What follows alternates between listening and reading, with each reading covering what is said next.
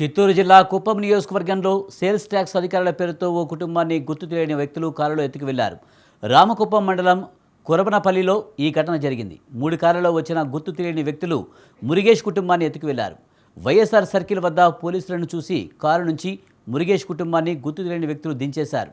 ఆదాయానికి మించి డబ్బు ఉన్నట్లు తమకు సమాచారం అందడంతో దాడి చేశామని గుర్తు తెలియని వ్యక్తులు చెప్పారని మురుగేష్ తెలిపారు. వారి వద్ద తుపాకీలు ఉన్నాయన్నారు. ఈ ఘటనపై రామకుప్పం పోలీసులు దర్యాప్తు చేపట్టారు. లేపించి పెట్రోల్ డీజిల్ అయిపోయింది బండిలో కొంచెం కావాలని లేపినంట.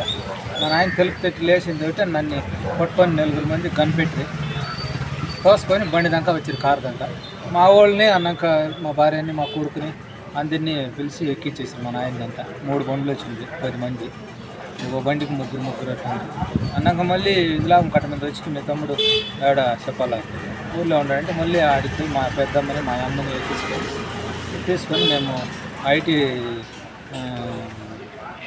సేల్ ట్యాక్స్ వాళ్ళు ఇన్ఫర్మేషన్ ఇచ్చింది. మీ మీద ఆస్తుల కంటే ఆదాయం కంటే ఆస్తులు ఎక్కువ రైట్ చేస్తాను, మేము తోడుకుపోతాము చెప్పుకోవాలి, లేదా డబ్బులు ఉంటే మాకు ఇచ్చేయి సోగున మేము పెట్టుకో అప్పుడు మేము మాట ఏమీ లేదు, డబ్బులు లేదు ఏమి లేదు, లేదు మాకు అంతా తెలుసు నేను ఆర్డర్